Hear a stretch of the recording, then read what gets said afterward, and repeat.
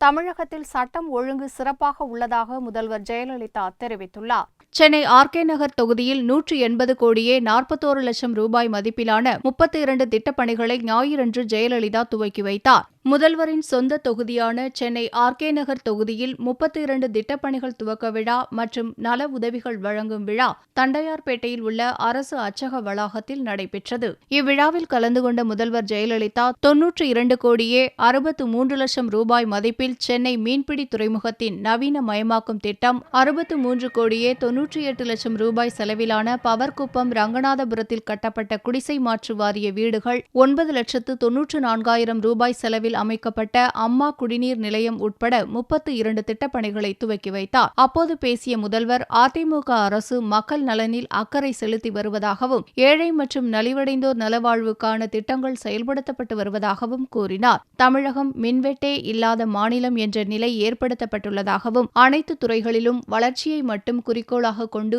அரசு செயல்படுவதாகவும் அவர் குறிப்பிட்டார். தமிழகத்தில் சட்டம் ஒழுங்கு சிறப்பாக உள்ளதாகவும், என்னை முதல்வராக்கிய ஆர்.கே. நகர் தொகுதி மக்களை மறக்க மாட்டேன் என்றும் முதல்வர் ஜெயலலிதா கூறினார். ஆர்.கே. நகர் தொகுதியை என் வாழ்நாள் முழுவதும் நான் மறவேன். இத்தொகுதியை சார்ந்த மக்களும் எனது நெஞ்சில் நீங்கா இடம் பெற்றிருக்கிறீர்கள்.